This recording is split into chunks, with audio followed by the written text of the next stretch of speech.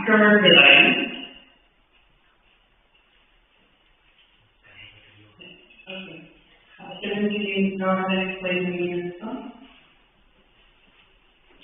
Teacher, the summary of the song is as follows. Please help me lead in the way that is enlightened by your touch of your lotus feet. I got nothing from this mortal world except lies, pain, and fear. I will leave everything behind and will keep chanting my name. This will bring tears of joy in my eyes. There is no peace or fear when I follow your footsteps. I pray you to keep me with you, teacher.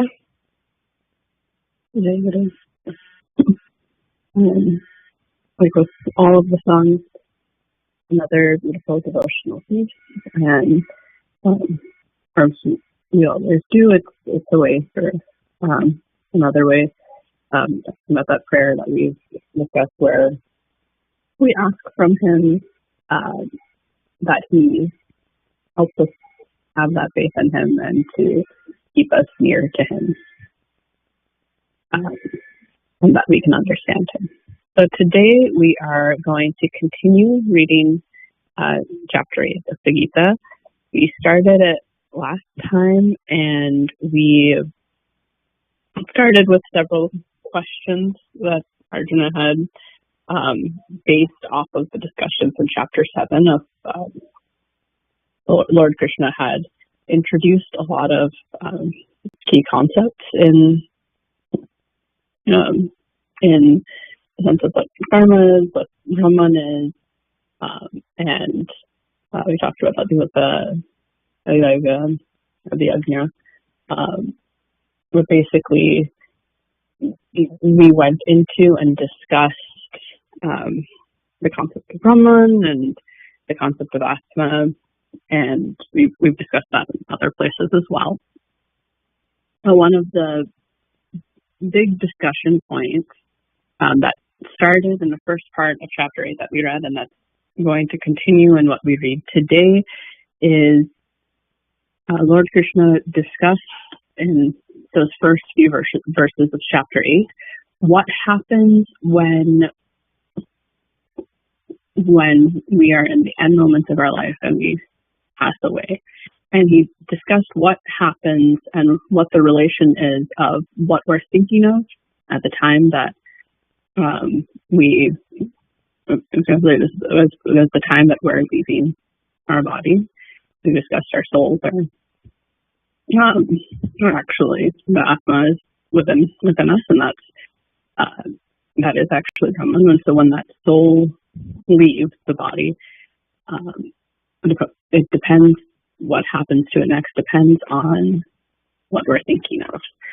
So before we go into this next part, does anyone remember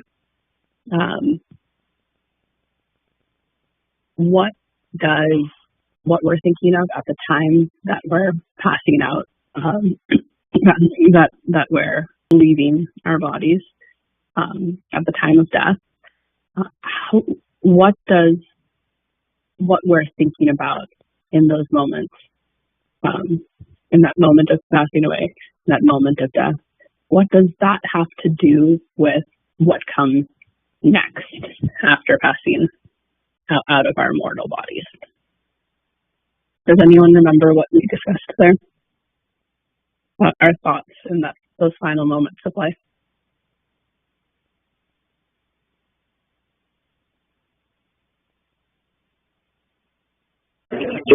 Was it whatever you're thinking, if you're thinking of something, you'll be born as that in the next life, or if you're not thinking about God when you die, you won't attain the peace, do you? Right. So basically, the general concept is whatever you're thinking about, and he does say it in one of the verses, the translation we have in verse 6 is whatever one remembers upon giving up the body at the time of death, one attains that state, being always absorbed in such contemplation. So it might not be necessarily literal, like what if you're thinking of basketball or something that's not necessarily you're going to be exactly that, but whatever you're thinking about, whatever that means, that's what that next verse is going to put you in, whatever that state of mind is. So if your state of mind, then he discusses, is if your state of mind at the time of death is thinking of God, then what you attain is God. So he discussed that, and we've talked about all of chapter 7. He talks about, we want to truly understand him, we want to attain him. That is our end goal here. That's what we're defining as salvation here, is to truly understand him. And he's saying you get him entirely if at the time of death you are thinking of God. In our case, if we're thinking of Thakura at the time of death.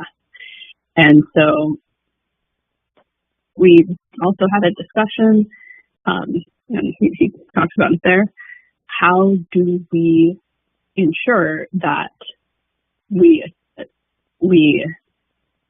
are thinking of Thakura at the time that we pass away, in the very end moments of our lives? How do we make sure that we're thinking of Thakura at that time? Anyone remember what we discussed about that?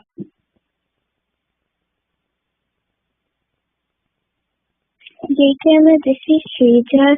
I think that we can always chant Thakura's name, and we can have a chant in our next breath, Jayguru. Jayguru, right. So even if you chant his name, chant Jayguru, Jayguru, and in those moments, that's putting us in that mindset of remembering him. And what we talked about last time is, if you never, it's like with all of you, you're in school, you're taking tests and all of that. If you don't study beforehand, you're not going to necessarily know what you need to do or remember everything you need to remember on a test. And in that same way, if we want to be thinking in our last moments of life, we want to make sure that we have that it's automatic, that we are automatically thinking, let's chant Jayguru, let's think of Thakura. If you want to be in that mindset at the end of your life, then we need to practice that throughout our lives. So with that, that's more what we're going to be reading about here. He's going to discuss that and more of what attaining him really means here in this part 2. Are there any volunteers that would like to read the chapter 8, part 2 for us?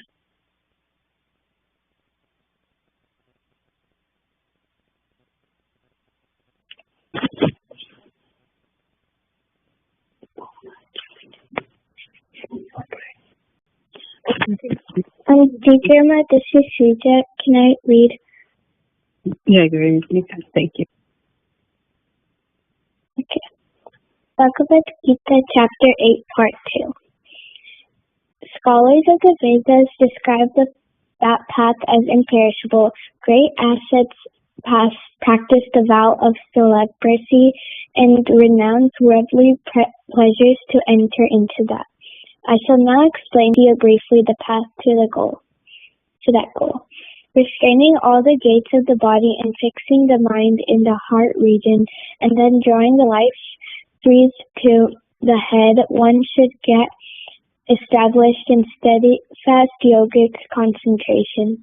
One who departs from the body while remembering me and chanting the syllable Om will attain the supreme goal. O Parth, for those yogis who always think of me with exclusive devotion, I am easily attainable because of their constant absorption in me.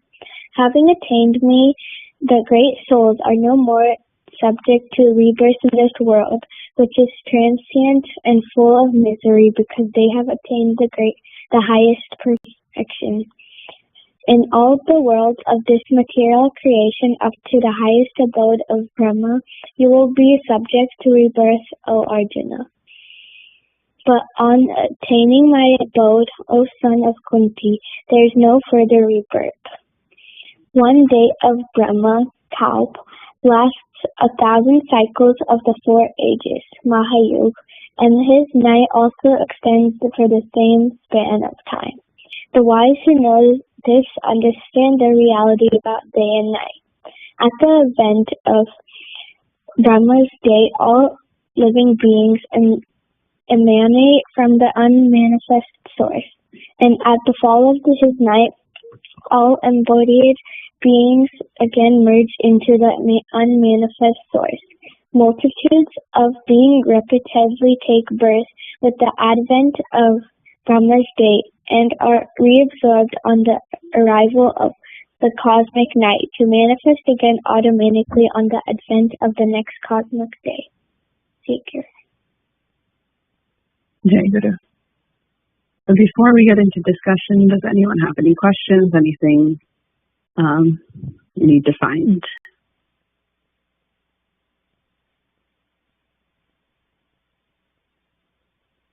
Okay. If not, we'll go into discussing going verse by verse here. So in the first verse, it starts out describing what he's going to explain, and so he's continuing on from what we read in the first part of chapter 8. He says, those that are trying to leave him, so the same is the path to that goal that he's describing is the goal of, attaining liberation, obtaining, understanding him. So great ascetic yogis, they devote their entire lives, they renounce everything, and are in pursuit of getting that ultimate liberation. And he's going to explain how one does that. So in verse 12 and 13, he explains the way that one achieves that ultimate liberation. So what does Lord Krishna say are ways that one can be on that pathway and one can achieve that ultimate liberation?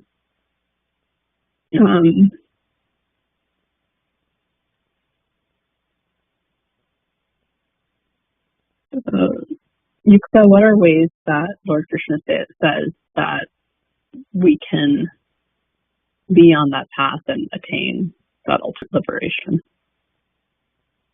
Jagru, in verse 8:12, it says that one should get established in yoga concentration, as well as chanting the syllable Om in verse 8:13. Jagru. Jagru. So those are two things that one can do. So I think when we were discussing what we read last time, Rita mentioned, chanting Jai Guru. We can do that. Om does that, but basically you can do yogic practices through life. So that's one part of that, and also this chanting and thinking of God, of thinking of Thakura. That's also something you could practice throughout life and ensure that we're doing those things and we have that control towards the end of our life from practicing throughout. So then he says, I am easily attainable because of their constant absorption in me, in verse 14. Why is Lord Krishna saying that he is easily attainable to those who are always thinking of him through life? Why is it easier for them to attain him than someone who's not always thinking of him? Arnav? I think it's because they've already shown their devotion to him, so that he already knows that they're really devoted to him. Yeah, so the one thing is, they've always been devoted, so it's not going to be any different at the end of their lives than at the beginning. And throughout, if you're always steadfastly you're doing yoga practices, you're always chanting, you're always in tune spiritually, always working and striving towards that throughout your life. So he knows, and then we know, and we're more easily able to continue. If you've been devoted all your life, you're going to be devoted at the end of your life too. You're not having to change anything. It's second nature at that point. And so it's easy to achieve him it's much easier to achieve any goal if you're dedicating everything to it all the time. Okay. Then we go into the second half from verses 15 through 19 here, where Lord Krishna now tells us exactly what happens when we attain him. So, if we are constantly absorbed in him and we achieve him at the time of our passing, what in verse 15 is Lord Krishna saying happens when we pass away thinking of him and finally achieving him? Aditi?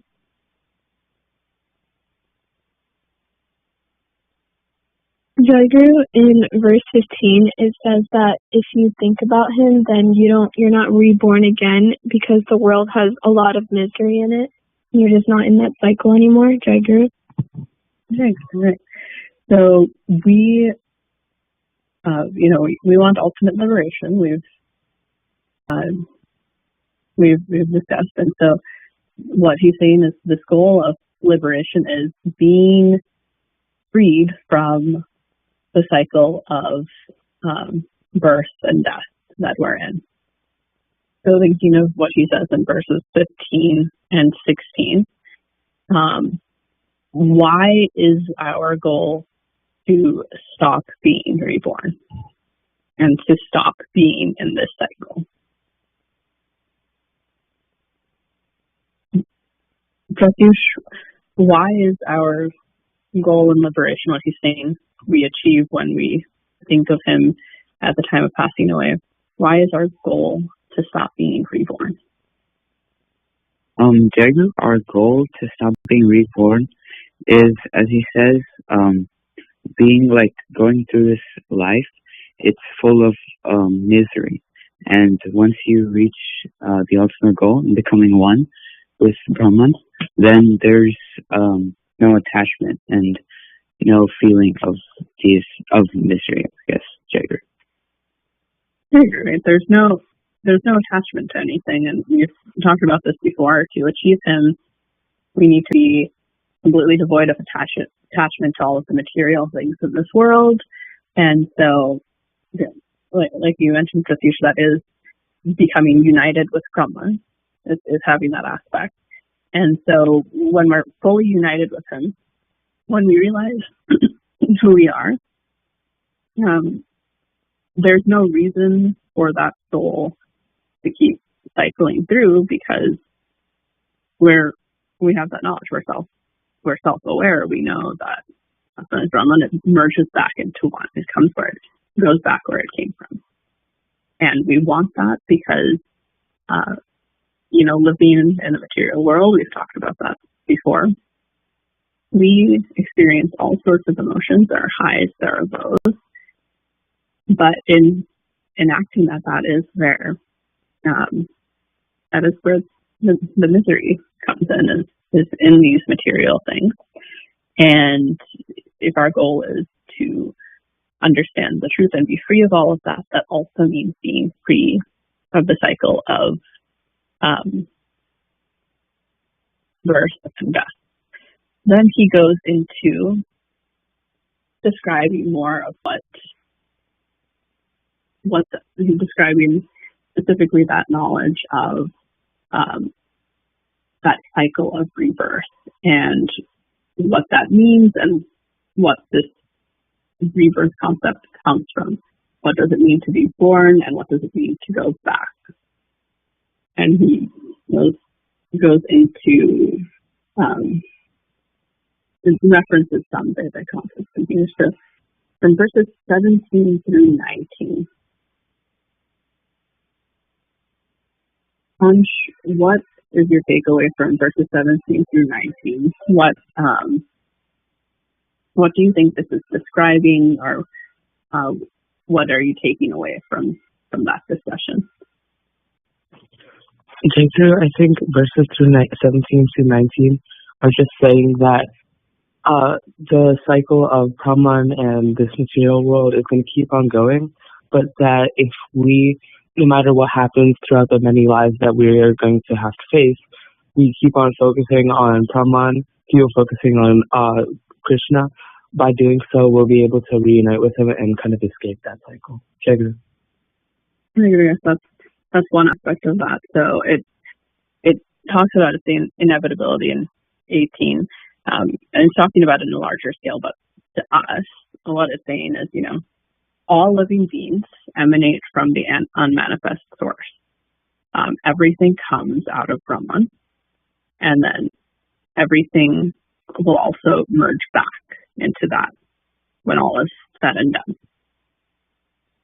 And so on the individual level, we've talked about that. We have Atma in everything, including in ourselves, and we have talked about our goal is to reunite with someone. And so it, in another way, says we are going to, we come out of Brahman and we will go back into Brahman. That is a truth here. The other thing mentioned here, he talks about this concept of Brahman's day, which is all day, which is when everything is manifest and everything comes out of Brahman, and we have all of this material world that we see. And he talks about night, which is that everything merges back. And so that basic understanding, if we really understand that this is where we come from, and we all come from one source and we all go back, that is the understanding of truly understanding who we are. And with dispassion and these practices we've discussed, that frees us from being part of that cycle and frees us to go back to Brahman and one there. What does this mean from large scale of things? So he talks about like individually we can follow the spiritual path and try to unite ourselves.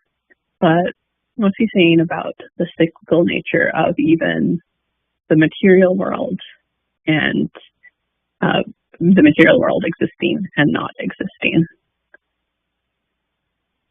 Aryan, are you seeing anything in this discussion that talks about, or in what he says in those 3 verses, and what that means about the cyclical nature of this material world and its existence? Jagger, which verses are you referring to? Which numbers? 17, 18, and 19. We talk about individually how we all come from Brahman and go back. In these 3 verses, he talks about how everything is coming from Brahman and everything goes back. And he talks about this concept of day and night. So what do you think that signifies as far as the existence of this material world? Jagger, I'm not totally sure, but my interpretation of the day and night is that it's a metaphor for this cycle of birth and rebirth. So I guess like birth being day and death being night. And it's just like an endless cycle of being trapped in the material world. Is my interpretation. Jagger. I agree. And that is, when we look at the commentaries, that is one way that we discuss that. But what it is actually referring to, and maybe this is something in a couple of weeks that we can go into, is I'll read this to finish out here from Swami's commentary, or paraphrase it for you. So this concept, the way we can take and we can interpret it as, we all come out of this and we all go back into it, and we can take it in that metaphorical sense and attach it to how we think of our spiritual journey. But it is talking about a concept that appears in the Puranas, and which are I think usually the Puranas are after the Vedas. They talk about some of our spiritual concepts, and they do talk about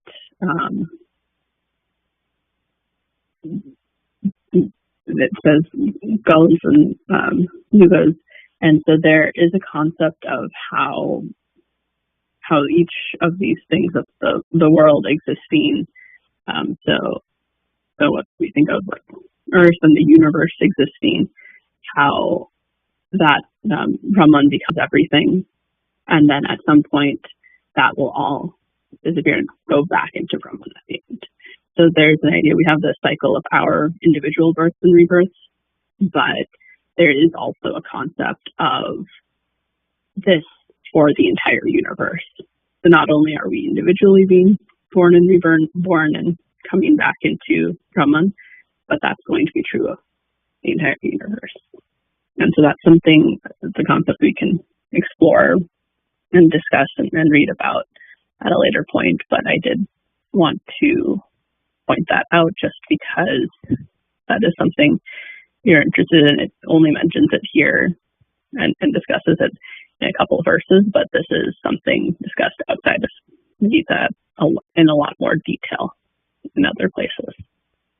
Okay, with that, we are out of time, and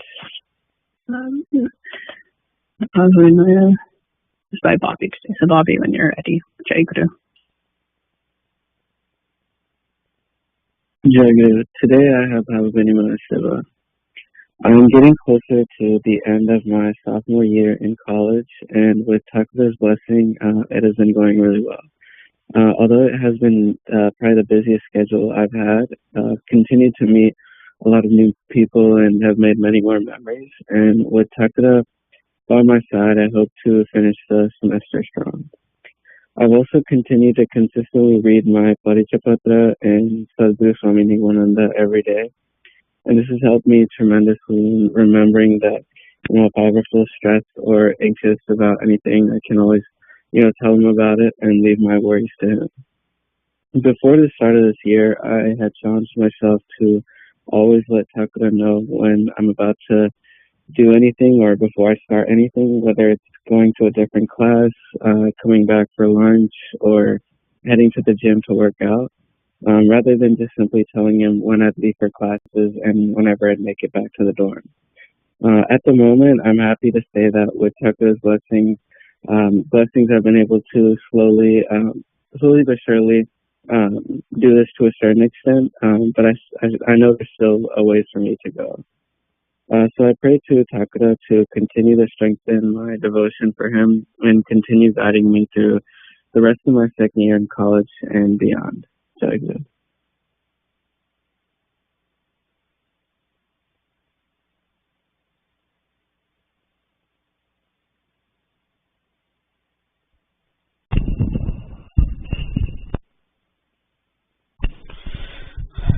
ଜୟ ଗୁରୁ। ଆଜି ପାଳିରେ ମୋତେ ଠାକୁରଙ୍କର ସେବା କରିବାର ସୁଯୋଗ ମିଳିଥିଲା, ଆଉ ଭାବବିନିମୟ ସେବା ପ୍ରତିଦିନ ଯେମିତି ବହୁ ଜିନିଷ ଚେଞ୍ଜେସ୍ ଚାଲିଛି, ଠାକୁରଙ୍କୁ ଆଉ ଠାକୁରଙ୍କର ଚିନ୍ତା କରିକି ସେ ଜିନିଷ ଯେମିତି ଆମକୁ ଠାକୁର ନେଇଯାଆନ୍ତୁ ବା ଆଗକୁ ବଢ଼େଇ ନିଅନ୍ତୁ, ସେଇଟା ଠାକୁରଙ୍କ ପାଖରେ ସବୁବେଳେ ପ୍ରାର୍ଥନା। ଆଉ ଲାଇଫରେ ତ ବହୁତ ଚେଞ୍ଜେସ୍ ଚାଲିଛି, ଆଉ ଠାକୁର ଅଛନ୍ତି ସେଇ ଭାବନା ରଖି ଆଉ ସାହସ ନେଇ ଆଗକୁ ବଢ଼ିବାକୁ ପଡ଼େ। ଆଉ ମୁଁ ଏଥର ଇଣ୍ଡିଆ ଯାଇଥିଲି ସମ୍ମିଳନୀ ଟାଇମ୍ରେ, ବହୁତ ଦିନ ପରେ ସୁଯୋଗ ମିଳିଲା ସମ୍ମିଳନୀରେ ଯୋଗ ଦେବା ପାଇଁ, ପାଖାପାଖି 8 ବର୍ଷ ପରେ। ଆଉ ବହୁ ଜିନିଷ ଦେଖିଲି କି ଠାକୁରଙ୍କର ଯୋଉ ଭାବଧାରାର ପ୍ରଚାର ବିଷୟରେ ଯୋଉ ଚାଲିଛି, ଯୋଉ ଠାକୁରଙ୍କର ଯୋଉ କର୍ତ୍ତବ୍ୟ, ପ୍ରତି ଜଣଙ୍କର ସେବା ଆଉ ପ୍ରତି ଜଣଙ୍କର ଠାକୁରଙ୍କ ପ୍ରତି ବ୍ୟାକୁଳତା, ଭଲ ପାଇବା, ସେଇ ଜିନିଷ ମୁଁ ଦେଖିଲି ଆଗକୁ ବଢିଛି ପରମ୍ପରା। ମାନେ ଯେମିତି କି ଭକ୍ତ ମାନଙ୍କର କଥାବାର୍ତ୍ତା ମିଶା, ମାନେ ଆନନ୍ଦ ଲାଗିଲା ମତେ। ଏତେ ଦିନ ପରେ ମତେ ଲାଗିଲାନି ଯେ ମୁଁ କେତେ ବର୍ଷ ପରେ ସମ୍ମିଳନୀରେ ଯୋଗ ଦେଲି। ଆଉ ସେଇ ବି ଗୋଟିଏ ଟାଇମ କି ସମସ୍ତେ ଆପଣ ଦେଖିପାରିବେ, ମାନେ ଯେତିକି ଠାକୁରଙ୍କର ଭକ୍ତ ଭାଇମାନେ ଗୋଟେ ଜାଗାରେ ରହିକି ଠାକୁରଙ୍କୁ କେମିତି ପ୍ରାର୍ଥନା, ପୂଜା, ପ୍ରସାଦ ସବୁ ଜିନିଷ ଶୃଙ୍ଖଳା ଭିତରେ ଚାଲିଛି। ଆଉ ଏତିକି ଠାକୁରଙ୍କୁ ଜଣାଉଛି, ତାଙ୍କର ସେବା କରିବାର ସୁଯୋଗ ଦିଅନ୍ତୁ, ଜୀବନ ସାରା ଯେମିତି ଠାକୁରଙ୍କ ସେବା କରିପାରେ। ଆଉ ଭାଇ, ମା, ପିଲାମାନେ ସମସ୍ତଙ୍କୁ ମୁଁ କ୍ଷମା ପ୍ରାର୍ଥନା କରୁଛି, ଯାହା ଜୀବନରେ ଯାହା ହେଇଛି ଠାକୁରଙ୍କ ପାଖରେ, ବା ମୋ ଜୀବନରେ ଯାହା ମନର ଦୁଃଖ ଦିଆ ହେଇଛି, ବା ଠାକୁରଙ୍କୁ ମୁଁ ଯେତିକି କଷ୍ଟ ବା ଯାହା କରିଛି ସେଟା କ୍ଷମା ପ୍ରାର୍ଥନା କରୁଛି। ଆଉ ଭବିଷ୍ୟତରେ ଯେମିତି ଠାକୁରଙ୍କୁ ନେଇକି ଜୀବନ ସାରା ମୁଁ ଚଳିପାରିବି, ଆଉ ସମସ୍ତଙ୍କୁ ଖୁସିର ଭାଇ, ମା, ପିଲାମାନଙ୍କୁ ନେଇକି ଚାଲିପାରିବି, ସେଇ ଜିନିଷ ମୁଁ ଠାକୁରଙ୍କୁ ଜଣାଉଛି। ଜୟ ଗୁରୁ। ଭାଇ, ଏ ବର୍ଷ ରିଜଲ୍ୟୁସନ କଣ? ଠାକୁରଙ୍କର ଗୋଟେ ବାକ୍ୟକୁ ମାନିବା, ଠାକୁରଙ୍କ ବାଣୀ ଗୋଟେ ଆଦେଶ ପାଳନ କରିବା। ମୁଁ ଠିକ କରିନି ଭାଇ, କହୁନାହାନ୍ତି। ଭାଇ ମାର୍ଚ୍ଚ ମାସ ହେଇଗଲା, 3 ମାସ ଚାଲିଗଲା, ଆଉ କେତେ ମାସ ଯିବ? Pick something and stick to that. ମୁଁ କହି ଆସୁଛି, ନ ଶୁଣିଲେ କେମିତି ହବ ଭାଇ? କଥା ନ ମାନିବା, ଅମାନିଆ ହବା କେମିତି ହବ? ଗୋଟେ ସିଧା ଶୀଘ୍ର ଗୋଟେ ଠିକ କର, ଏ ବର୍ଷ ଠାକୁରଙ୍କର ଏଇ ବାଣଟା ମାନିବି। ହବ ନାହିଁ, ମୁଁ ଜାଣିଛି ହବ ନାହିଁ। ଆମର ସଂସ୍କାର ଏତେ କଦର୍ଯ୍ୟ, କୋଉ କଥା ମୁଁ କହିବିନି, ମୁଁ ତ ଆସୁଛି ପାଳି ଆସିଛି, ନେକ୍ସଟ ସଣ୍ଡେ ମୋର ପାଳି। ଆମର ସଂସ୍କାର ଏତେ କଦର୍ଯ୍ୟ ଯେ ଆମକୁ କଳେଇ ଦବ ନାହିଁ, ବହୁତ ବାଧା ବିଘ୍ନ ଆସିବ। ତା ସତ୍ୟ ମଧ୍ୟ ଜିଦ୍ ଧରିକି କରିବାକୁ ପଡିବ। ଜୟ ଗୁରୁ। ଜୟ ଗୁରୁ ଭାଇ, ଜୟ ଗୁରୁ।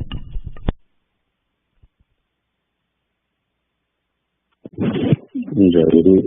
ପରମାନନ୍ଦ ଠାକୁର ମହାରାଜ ଆଉ ସମସ୍ତ ଭାଇ ମା ମାନେ, ପିଲାମାନେ, ଆଉ ମୋର ବ୍ୟକ୍ତିଗତ ଅଭିଜ୍ଞତା ବିଷୟରେ କହିବାକୁ ଗଲେ, ଯାହା ଅନୁଭୂତି ସାଧନ ଭୋଜନ ଦିଗରେ ମୋର ବେଶୀ କିଛି ହେଇନି। ତେବେ ଗଲା ବର୍ଷ ଭିତରେ ଠାକୁରଙ୍କ କୃପାରୁ ବହୁତ ଗୁଡା ଜାଗା ବହୁତ ବୁଲିକି ବହୁତ ଅନ୍ୟ ପ୍ରକାର ଅନୁଭୂତି ଲାଭ କଲି। ଯେମିତି ମାନେ ବର୍ଷ ଆରମ୍ଭରୁ ଆମେ ଯାଇଥିଲୁ ମଠକୁ, ଗଲା ବର୍ଷ କଥା କହୁଛି, ମଠ, ତାପରେ ସମ୍ମିଳନୀ ଯୋଗ ଦେଲି, ପୁଣି ପରେ ଆମେ ଭାରତ ଆଉଥରେ ଯାଇଥିଲୁ, ଘର ମାନେ ବୁଲି ପରେ ଯାଇଥିଲି। ତା ଭିତରେ ମୁଁ ଅନ୍ୟ ଓଡିଶାର ଅନେକ ଜାଗା ମଧ୍ୟ ଦେଖିବାକୁ ପାଇଲି।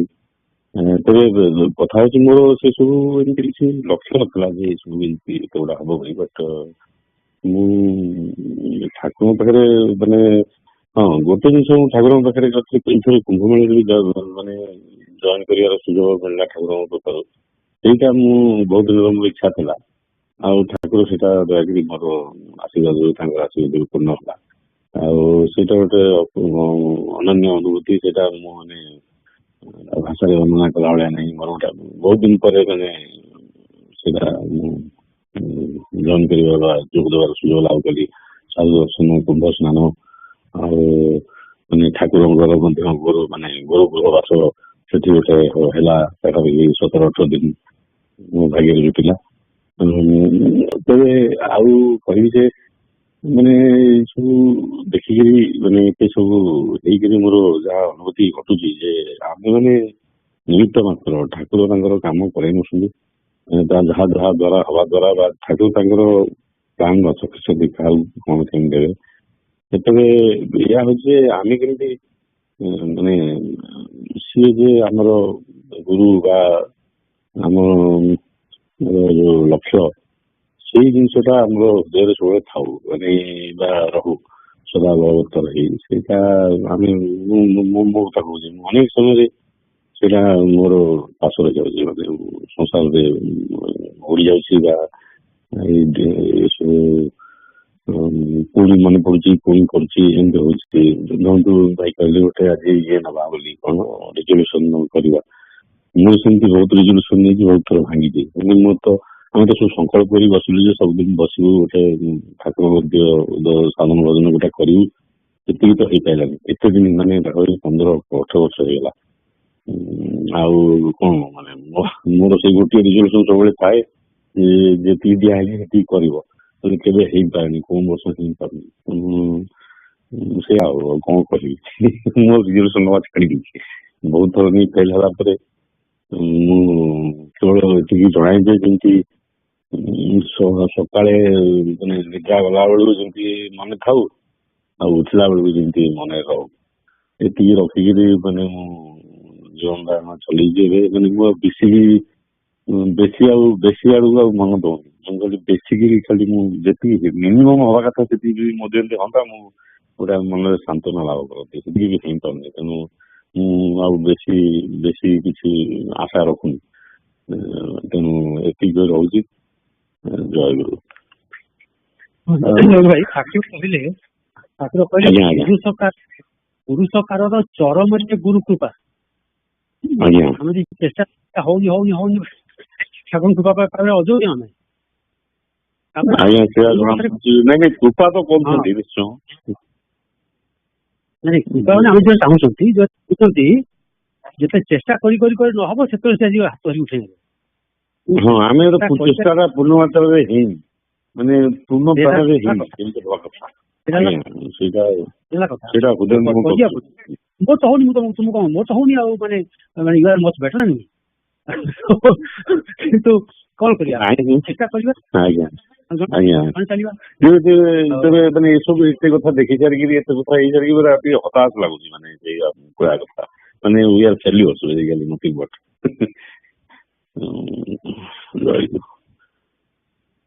ଜୟଗୁରୁ। ଆଉ ପରପୂଜା ନିମନ୍ତ୍ରଣ ପରମ ଠାକୁର ମହାରାଜ ଆଉ ଆମର ସଂଘ ପୂଜା ଏହାପରେ ପରେ ସମାପ୍ତ ହୋଇଯିବ।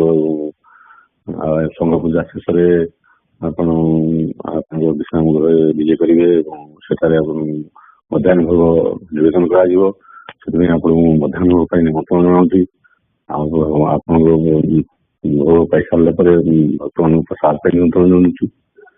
ତାପରେ ଆପଣ ବିଶ୍ରାମ କରିବେ ଏବଂ ସନ୍ଧ୍ୟା କାଳରେ ଆପଣଙ୍କୁ ସନ୍ଧ୍ୟା ପୂଜା ପାଇଁକି ନିୟମ ସ୍ମୃତି ଅଞ୍ଚଳରେ ମଧ୍ୟ ନିମନ୍ତ୍ରଣ ଜଣାଉଛି। ଜୟ ଗୁରୁ।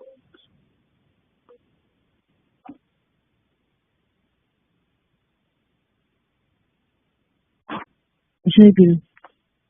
I invite Shri Thakura, all Bhais, Mas, and young aspirants to the next Sangha Puja on Sunday, March 30th. Jai Guru. ଜୟଗୁରୁ। ପ୍ରଭାତ ଭାଇ ଅଛନ୍ତି ଆଶ୍ରମରେ ଏନ୍ଏସ୍ଏମ୍ରେ ପରମ ଠାକୁରଙ୍କୁ ମଧ୍ୟ।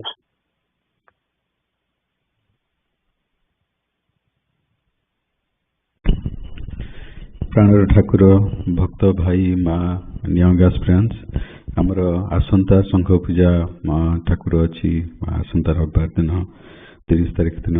ଆଉ ସେଦିନ ଦିବ୍ୟମ, ବ୍ରଜ ଭାଇ ଆଉ ମୋର ପାଳି ଅଛି। ଠାକୁର ଆପଣଙ୍କୁ ଆଉ ସମସ୍ତ ଭାଇ, ମା, ୟଙ୍ଗ ଆସ୍ପିରାନ୍ସ ସମସ୍ତଙ୍କୁ ଆମେ ନିମନ୍ତ୍ରଣ ଜଣାଉଛୁ। ଆପଣମାନେ ସମସ୍ତେ ପୂଜାରେ ଯୋଗଦାନ କରି ଠାକୁରଙ୍କର ଅମୃତ ବାଣୀ ଶୁଣିକି ଆମକୁ କୃତାର୍ଥ କରିବେ ଏବଂ ସେବାର ସୁଯୋଗ ଦେବେ। ଜୟ ଗୁରୁ। ଜୟ ଗୁରୁ।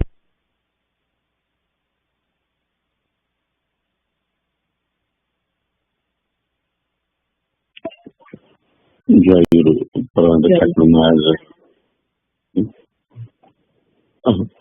ଠାକୁର ମହାରାଜ ଉପଯୁକ୍ତ ଭକ୍ତ ଭାଇ ମା ମାନେ, ଆମର ବବି, ମୋର ଆଉ ବିଶୁ ଭାଇଙ୍କର ଆଜି ପାଳିଥିଲା ସେବା ପାଳି ସଂଘ ପୂଜାର। ନିମନ୍ତେ ଆମ ତରଫରୁ ବା ସେବାନିରତ ଅନ୍ୟାନ୍ୟ ଆମ ତରଫରୁ ଯାହା ତ୍ରୁଟି ବିଚ୍ୟୁତି ଘଟିଛି ଜାଣତରେ ବା ଅଜାଣତରେ ଆପଣଙ୍କ ସେଇ ଚରଣ ସହଜରେ କ୍ଷମା ପ୍ରାର୍ଥନା କରୁଅଛି।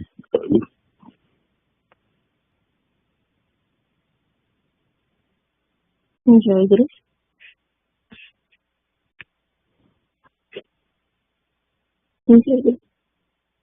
ଦୀନନାଥ ଏହି ଭିକ୍ଷା କରେ ଶ୍ରୀଚରଣ